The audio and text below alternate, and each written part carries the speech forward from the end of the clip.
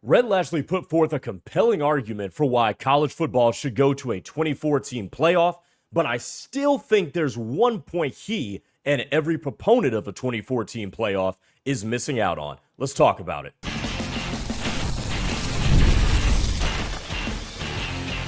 You are Locked On SMU, your daily podcast on the SMU Mustangs, part of the Locked On Podcast Network, your team every day. What's up, everybody? Welcome to Locked On SMU here on the Locked On Podcast Network. It's a Friday edition as we round out another week. I'm Grayson Singleton. Our show today is brought to you by FanDuel. Right now, new customers can bet just $5 and get $250 in bonus bets if your first bet wins. Head to FanDuel.com to get started. Coming up on the show today is the 5-to-play-5 rule maybe impacting SMU basketball this upcoming season. We'll talk about that. Plus, are we at the end of conference title games? Something Rhett Lashlee said publicly has me believing that we could be going in that direction. So we'll talk about all of that. But let's get started. By the way, Grayson Singleton on Locked On SMU. Let's get started with Rhett Lashlee because he went on the Andy and Ari podcast, a product of On3, and was asked about a 24-team playoff. And he put forth in 3 minutes a very compelling argument, citing that if you let 24 teams in, you're at about 17% of all of college football, which still makes you a more exclusive tournament than the NCAA tournament. It makes you a more exclusive tournament than baseball and softball. Compelling argument. He put forth how he could pitch fixing the calendar. Compelling arguments. Here's why I don't like a 24-team playoff. And to understand where I'm coming from, I think 16 is a good number and the maximum number we should go to for the college football playoff. And there are two reasons why.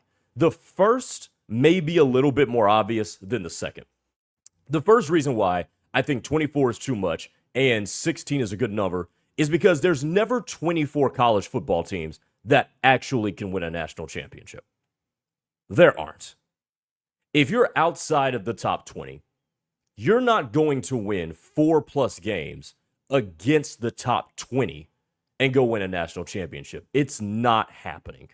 I understand that there's a better chance of it happening now due to the fact that we have the NIL and the transfer portal that has allowed the talent to be more dispersed among more teams, and that's made college football better, in my opinion. But even still, even with that, you're going to have a hard time convincing me that there are 24 teams by the time we finish the regular season, Thanksgiving week, that can win a national championship. I don't think that exists. And what you're going to end up doing if you have a playoff consisting of, let's just say, 8 to 10 teams that really can't win a national championship, you're putting more wear and tear on the people who can win a national championship, and I would argue unnecessarily to that point. The second point is the one I want to focus on, and that is the point of diminishing returns. And for all the arguments that Coach Lashlee put forth on the podcast, you can go find it on On3, but for all the good arguments that he put forth, and I thought it was a highly compelling case, you do get to a point of diminishing returns. And I think the NCAA tournament in basketball is rubbing up against it if they already haven't blown through it. Because the NCAA tournament is about to get expanded to, 72 teams? Maybe 76? You're telling me those other 4 to 10 teams can do anything in the tournament? You're out of your ever-loving mind if you think that's the case. I mean, just look at the NCAA tournament bubble this year. That in and of itself should have been proof that expanding the NCAA tournament is a bad thing. SMU got in. Miami of Ohio got in. Look at the teams that got left out. Oklahoma lost 9 games in a row at one point in the season. And you just go beyond. Like, none of those teams are going to do anything in the NCAA tournament. The only bubble team that really did anything special in the tournament was Texas. So expanding the tournament is not going to help the product at all. And I think college football playoff expansion to 24 teams adding unnecessarily additional teams that have no shot to win the national championship, I think is going to diminish your product. I think 16 teams is a good number. The NFL has long survived with 12 and now 14. I think you can get to 16 and you'll be just fine. I think you can get to 16, 8 games one week, 4 games the next, 2 games, and then a championship. But when you're expanding the time that this is taking place, remember the college football season is already too long. Put a pin in that. We'll get back to that at the end of the show. You're getting to the point where eventually you're going to hurt your product. The semifinal might be missing a couple players. The national championship might be missing a couple players. And keep this in mind too. College football is already going to 1 bye week. Now, this is something I am a proponent of. I don't think we need 2 bye weeks in college football. I think 1 bye week is good enough. You're playing 12 games. The NFL, they have 1 bye week and they play 17 games. Okay? So you're playing 12 games in a regular season. I think 1 bye week is good enough.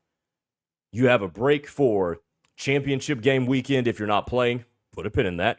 And also, nobody's playing during Army-Navy week, which I kind of think is counterintuitive. But that's a different topic for another day. Here's where I'm coming with this. I like college football. I love college football a lot. And college football has done the right thing in terms of instituting a playoff and then expanding said playoff.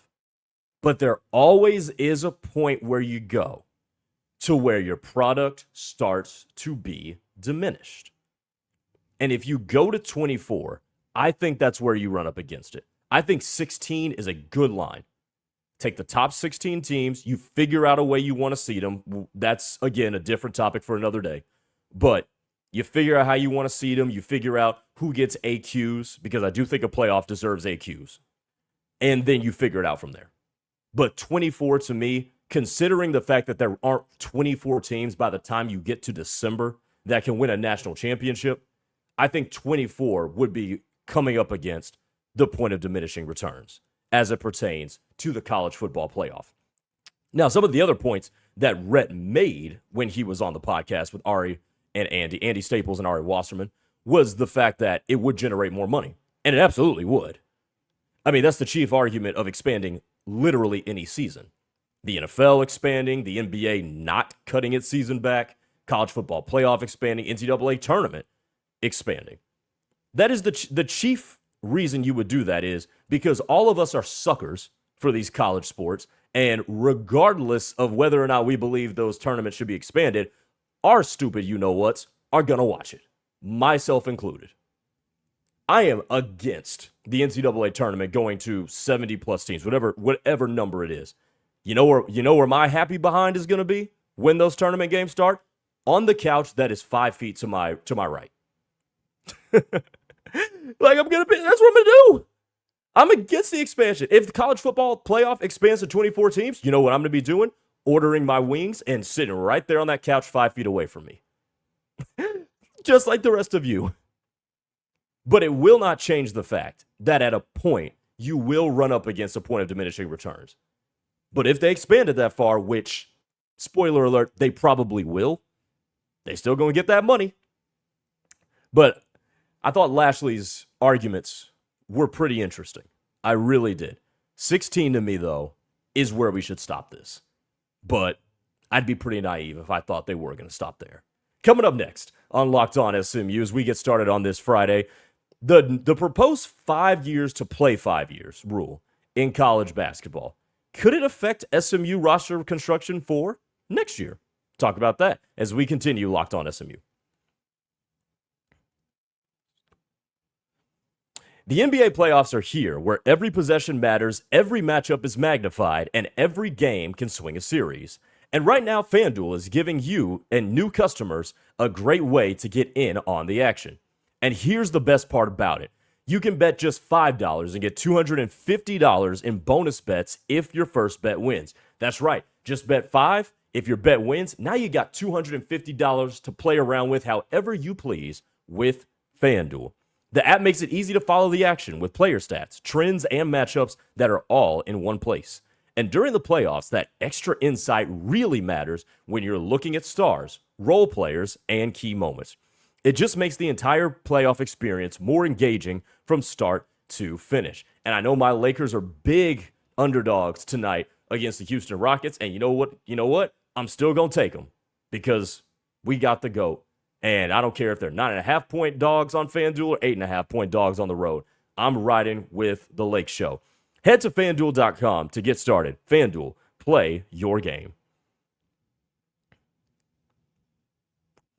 All right, welcome back to the show. Locked On SMU here on the Locked On Podcast Network. Your team every day, and appreciate you making us your first listen of the day as well. I'm Grayson Singleton, and hey, make sure you subscribe to the channel as well. If you're new here, would love to have you be a part of this everyday community. And speaking of everyday, make sure you join the Everydayer Club as well. Get ad-free shows, plus members-only Discord access, and more. Join at lockedonsmu.supercast.com or click the link in the show notes to learn more. So, the proposed 5-to-play-5 rule in college sports is pretty interesting. Now, again, this is not law. This has not passed literally anything yet. I think it's a good rule. I would actually be in favor of it because it gives us some clarity as to what the eligibility guidelines would be. But if it gets passed before the next college basketball year, this could have an impact on SMU because, and we haven't talked about this before because we've been so gung-ho on the portal, BJ Edwards and Corey Washington could be grandfathered into that and be given one more year of eligibility. That makes SMU basketball a lot better going into next year. Because what have we been talking about in the portal? I've brought this up a couple of times as we've covered the portal happenings as they pertain to SMU. Can you find another guy who can get you about 11, 12 a night, can defend, maybe be a secondary playmaker, and, be a bigger two-way wing? Who the hell did I just describe? Yeah, BJ Edwards. The guy who was one of 3 people in the Power 4 to average 12-5-5 this year. Yeah, that guy. There is a window of opportunity for that guy to come back. What else have I been talking about this offseason? Get more 3-and-D wings. Slashers, guys that can score at the cup, but guys that can space the floor and still, contribute defensively in a positive way. Who did I just describe? Oh, yeah, Corey Washington at his best. Now, imagine if you can get those 2 back. SMU looks a lot better. Now, again, I don't know if SMU is a top, 4 or 5 team in the ACC if that happens. Not trying to say that, but all of a sudden, Andy Infield's job is easier, and you've got a more familiar squad that did really good things. Like, even though SMU, let us down at times, and they did quite a decent amount, every single one of you would take BJ Edwards and Corey Washington back in a heartbeat. And I know for damn sure you would take BJ Edwards back in a heartbeat because we found out how valuable that dude was when he turned his ankle in a weird way against Cal, and the whole season went down the toilet after. Right? We all know what BJ Edwards means to this team and this staff and this style. And if you get them back, that's 2 less roster spots you got to fill with, shots at a dartboard in the transfer portal. And that's no offense to anybody that is ever brought into the portal, but when you're talking about assembling a collection of individuals from all over the place and then trying to build them into a team, it's a coin flip as to whether or not that's actually going to work. So if you can get some familiar faces back, guys who are familiar with the staff, familiar with the system, and did positive things, then you jump on that opportunity, especially if they're 5th-year guys.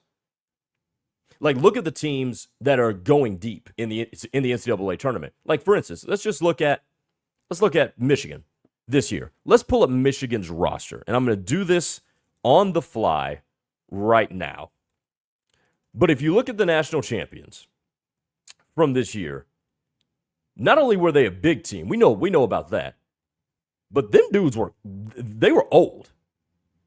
Like Trey McKinney was the only contributor I can think of that was an underclassman throughout the entire course of the year. Now, LJ Kaysen is a sophomore, but he got injured in the year. But Elliot Cadeau, junior. Namari Burnett was a grad student. Roddy Gale, he's been around. He's a senior. Ade Mara, junior. Yaxel Lindenberg, final year of eligibility. That's part of the secret. Sure, you want to be huge. Sure, you want to be a big team. But it's old dudes that are winning in the NCAA tournament. Illinois was a team that fit this. Obviously, they were huge. But you look at a guy who was the head of the snake, one of the heads of the snake, like a Kylan Boswell, who was a junior. They had those older guys that were some of the bigs. Now, they had Watford, who was a freshman and going to be a lottery pick. But it's old guys. UConn, old guys. Look at a team that crumples the last couple of years. Duke. Why? Bunch of freshmen. So, getting back a bunch of old guys and guys that have been around the block and have produced positively, because you don't just want old dudes just because they're old dudes, but guys that have produced positively as well, oh yeah.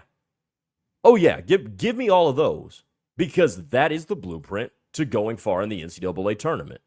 And now you would potentially pair them, again, I need to clarify that because this entire segment is a hypothetical based on a new rule that has not passed anything yet. So this entire segment's hypothetical. But if you could pair BJ Edwards and Corey Washington with a Rowan Brumbaugh who can play, make, and score, with a Jaden Toombs who is only getting better, a Billy White that we're thinking, man, this kid might be something, and then Jermaine O'Neal Jr. who's continuing to improve, and then you'll add a couple of other pieces as well. I'm not saying it's a top 25 basketball team coming into the year, but it's one you can't ignore. It's one you can be excited about, if for no other reason, okay, I know some of these guys. And that's also a big thing in this world of college athletics too, is that because players are moving around so much, I feel for you, the fans, because fans have always galvanized around and have felt connection with, teams that they know. And because everybody's moving around so much, you don't know who any of the players are. And, I think that's one of the unintended consequences of a good thing in college sports with the way it's changed. So I know you as the fans would welcome some familiar faces and some people that you guys probably appreciate too. It's hard not to appreciate the effort that BJ Edwards gave. It's hard not to see the upside in Corey Washington and appreciate the effort that he gave as well, because that's one tough son of a gun. So if this rule passes in time and BJ and Corey can come back and play, I would welcome it with open arms. And I think it makes SMU that much better. And I think that much is obvious too, by the way. Coming up next, Locked On SMU. One more segment to go. Are we seeing the end of title games in college football? And by that, I mean the conference title games. I want to go back to something else Rhett Lashlee said on that podcast appearance with On3. And I'll talk about that to close up the show. Workplace chaos, deadlines stacking up, inbox overflowing, and the one position you have to fill is still sitting open. When the pressure's on and you need the right hire, this is a job for Sponsored Jobs. Indeed Sponsored Jobs helps you reach the people who actually fit what you're looking for, skills, experience, and location, so you're not just hoping the right candidate stumbles across your post. And here's a stat that says it all. In the minute I've been talking to you, companies like yours made 27 hires on Indeed, according to Indeed data worldwide. So if you're hiring, spend less time searching and more time interviewing candidates who check all your boxes with Indeed Sponsored Jobs. Spend less time searching and more time actually talking to these people that check these boxes. It's less time, less stress, with more results. When you need the right person to cut through the chaos, this is a job for Indeed Sponsored Jobs. And right now, listeners of this show, will get a $75 sponsored job credit to help get your job the premium status it deserves at Indeed.com/podcast. Just go to Indeed.com/podcast right now and support our show by saying you heard about Indeed on this podcast. Indeed.com/podcast. Terms and conditions apply. Need to hire? This is a job for Indeed-sponsored jobs. All right, one more segment here on Locked On SMU here on a Friday. Appreciate you guys tapping in with me and making us your first listen of the day. So Rhett also on this podcast with Ari Wasserman and Andy Staples with On3, he's touched on something indirectly that I think is going to be a real shift, a real position shifter in college sports, and that is conference championship games. And he talked about this within the context of fixing the calendar with a 2014 playoff. So basically, moving the start of the playoff up to the end of the regular season and then playing it then and then getting this thing over with by the first or second Monday of January. Now, there is one inhibitor to this, and that is the fact that it's going to be hard to get that thing in around Army-Navy. Because if you want to say, well, we'll just play on a short week, don't want to do that. Well, we'll play on Sunday, don't want to do that. The NFL is gonna kill you. We know the NFL is gonna kill you. And then that Saturday, the president signed the executive order that nobody can play within a certain radius of the Army-Navy game at 2:00. Which, I mean, cool, but it does make this a little bit more complicated. But part of this that Rhett Lashlee touched on is it would be the end of conference championship games. There's a double-edged sword to this, and there is an argument on both sides for eliminating the conference championship. Here is why I like the conference championship games. Here is why.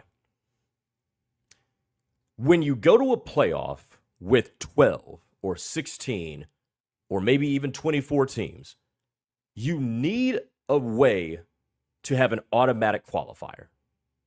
You need to have automatic qualifiers.